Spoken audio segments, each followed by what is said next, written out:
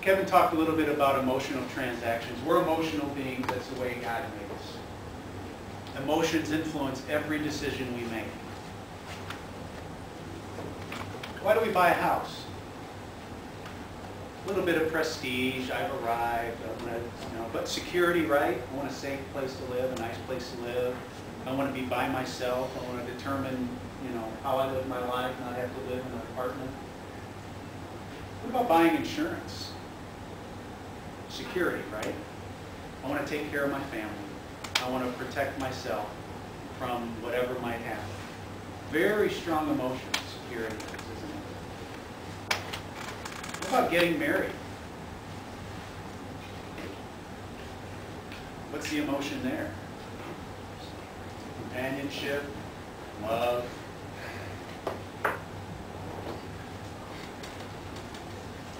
Problem is, when we make decisions based entirely on emotion that are void of logic, it gets us into trouble.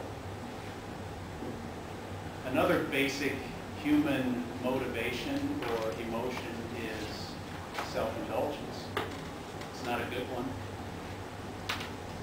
Just do it. What happens in Vegas stays in Vegas.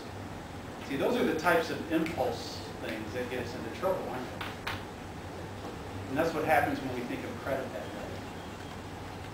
way. You get that new credit card in the mail and you say, I'm not going to use it, but I'm going to put it in my wallet just in case. And it's only a matter of time before it's got a charge on it.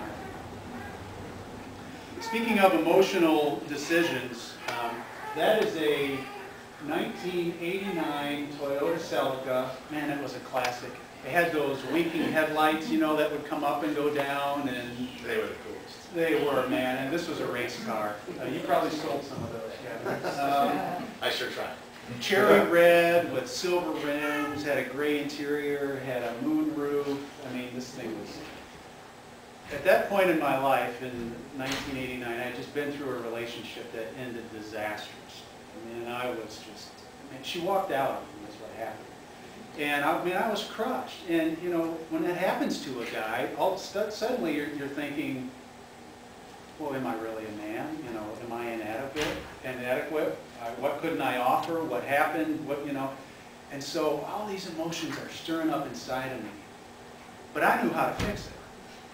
I was going to get a car. I had the answer. So I go down to the Toyota dealership, and I go in, and the salesman starts chatting me up. And like an idiot, I tell him my story. I told him everything that just happened. You should have seen his eyes. I mean, they got this big.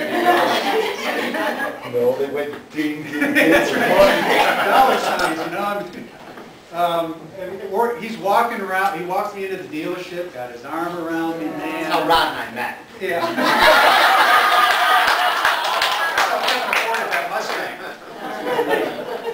He's got his arm around me, man. I know what you're feeling, and man, you just got jobbed, and she was so wrong. And I walked out of there with that car. And they took my old Oldsmobile Cutlass, conservative in the car, and I walked out with that. Man, I love that car. But, emotional decision, wasn't it? Had nothing to do with what I needed or what I could afford. It was all emotional. All right. So what have we learned so far? What questions do you have? Comments? There's a couple of things that I learned yesterday. I'll need to look around, I've learned a lot this week. I see this.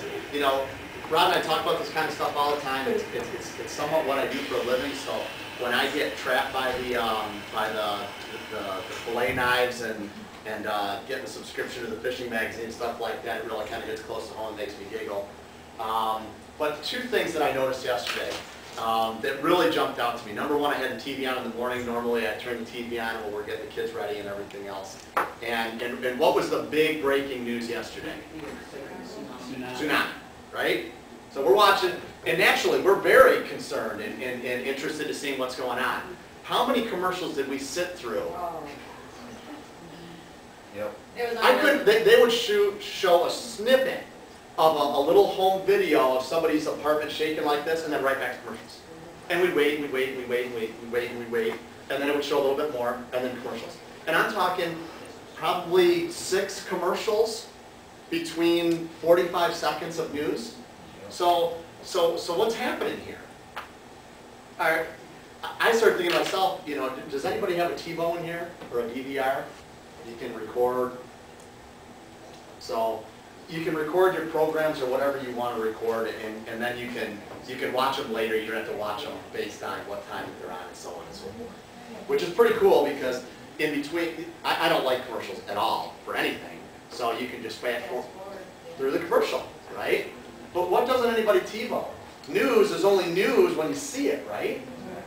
So nobody TiVos news. Now I don't know if this is the case, but I'm pretty sure that everybody's paying extra dollars for advertising during the news because it's not TiVoed and people don't fast forward through that.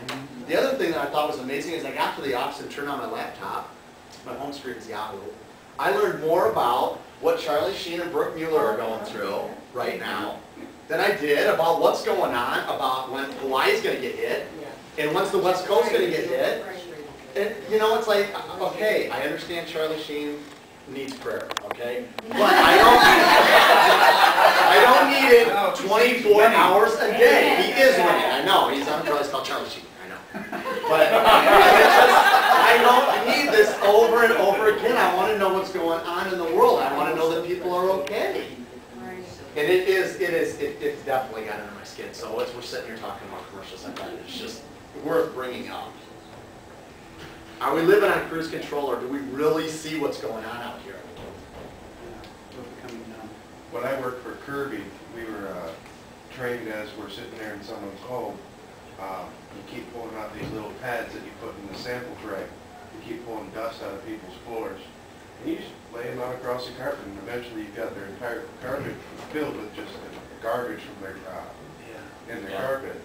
And if the people are hesitant by the end of it, usually they're thinking, how can I afford this? And that's when you start hitting them with the finances.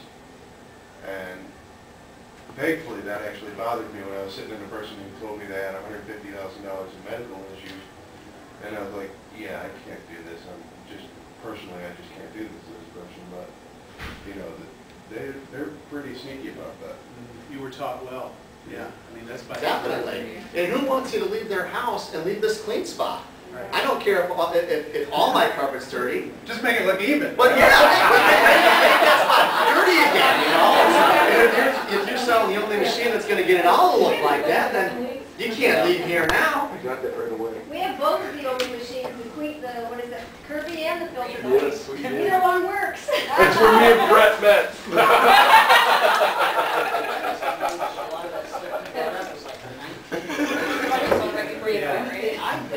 I didn't sell it. Yeah.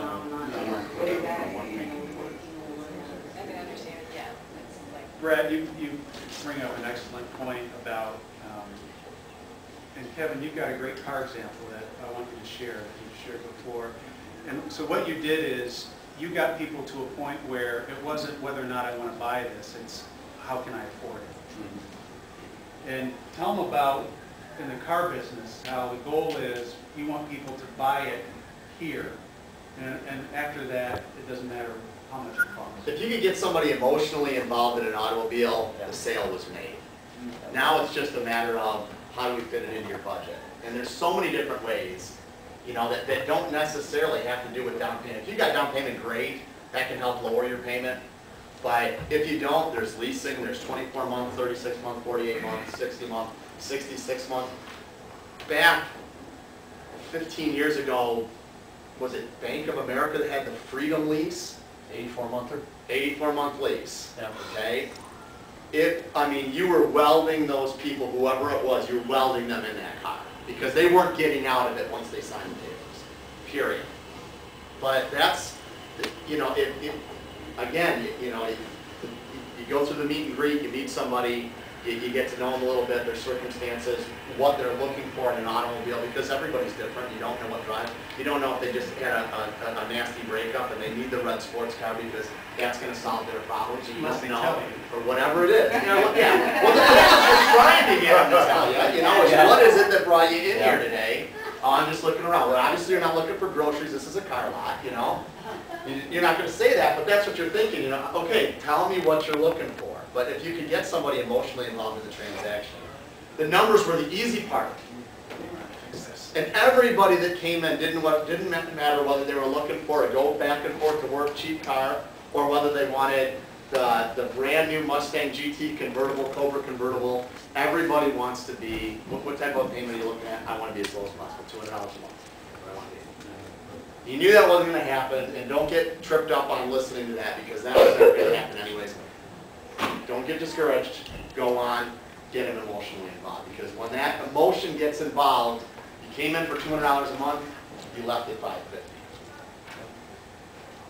It was $200 a month, it was just twice a month.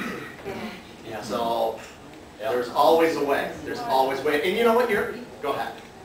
We just bought a car last year, and it was because our transmission went out. I paid $600 for them not to fix my car. I went to another dealership because we have not that great credit. And recently we were, I guess, kind of fleeced. Went in, looked at my car. You know, obviously we need to get a car by like Monday. It's Saturday, and we got in a car. We found one that we really liked. Payments were around what we were looking at. Took it home. They called us back. There's like a disclaimer within a certain amount of days, because they let you leave without having completed all the loan stuff. So they let us leave with this car that we liked. Called us back before like the time limit was up of when they could do this, and said, you're not approved, we have to get you in a different car. So we were set on a car that had 2 years of warranty left, lower payments, all this kind of stuff. We had already given them our car. We're screwed. We had to go back, and now we have this different car with a higher monthly payment because we had no choice. Please try to understand, I'm not trying to say that all car dealers and all salesmen and car dealers are out to get it just in your back pocket and everything else. We need automobiles, we need someplace to buy them. A car dealership needs to make a fair amount of profitability to stay in business. That's just the way it is. There's no other industry out there that doesn't. So it's just that the salesman works for the dealer, and he knows that there's the dealerships like the Central Avenue Strip are lined up. He's going to do everything he can to get you into an automobile. Well, buyer beware. I mean, honestly, walk away. Walk away and talk about it. Walk away and think about it. Yes. You have